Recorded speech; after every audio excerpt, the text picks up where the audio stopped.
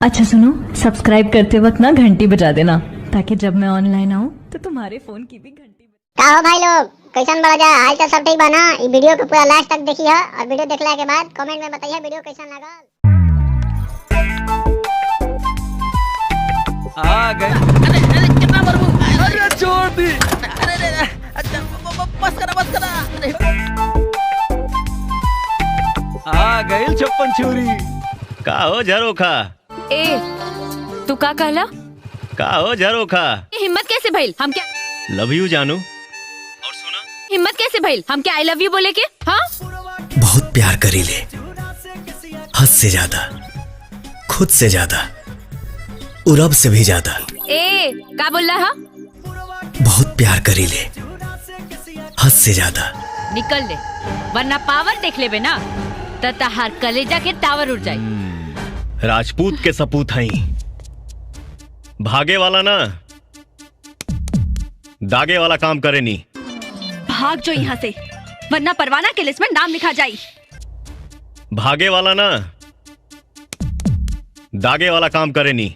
हम हूँ राजपूत के बेटी हई, जेकरा पे हमार हट जाला ना ओकरा के साफ हटा दे।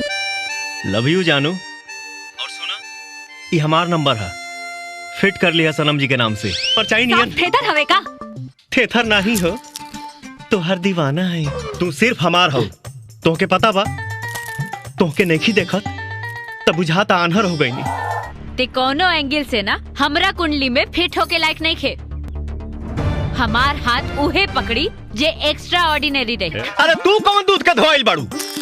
थोड़ा मस्ती तू कैलू और थोड़ा सा हम कर देनी तो कौन गुनाह कर देनी। चाल चीता ऐसन होई, जेकरा जिगर राइफल के ट्रिगर ऐसन होई, हिम्मत हिमालय नियर, ताकत तलवार से भी तेज होई। उहे हमार दुल्हा बनी। तो हर बोली निके सुना, तो से बोलत बतियावत नहीं तब बुझाता कि गूंग बहिर हो गई। सुना, हमार माई बहुत खुश हुई तोहके पतोह के रूप में पाके। अच्छा तोहरा माई के पतो बनावे के इतना शौक बा तो जाके अपना जैसन अनपढ़ गवार लेके के मेहरारू बना लो। तू भी खुश रहो और तोहर माई। एकरा आगे एक शब्द भी बोल ले तय अपन चेहरा ना पहचान पाइबे। तो के भुला तो नहीं सकत, कहीं की प्यार करीला।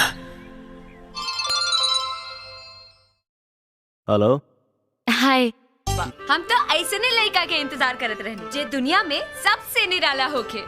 हमरा के अपन गर्लफ्रेंड बनाला ना प्लीज। अरे यार जरा शर्म करो।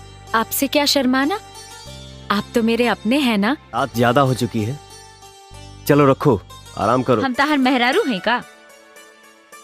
हमार मेहरारू बने के पावर तोहरा में नहीं खे। वो धरती चीर के निकली, आसमान फार के उतरी, तब भूतनी हुई। हमार मन रखनी हुई, ते तो साफ पेटू बड़े। खाली सेंडीले से मारा मारी करेलू कि कबो झोंको झूमर खेलेलू।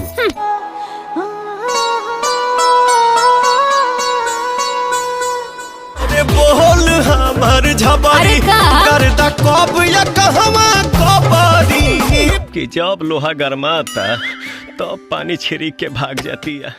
दोस्तों वीडियो पसंद आई हो तो लाइक करो, शेयर करो और हमारे चैनल को सब्सक्राइब करो। धन्यवाद।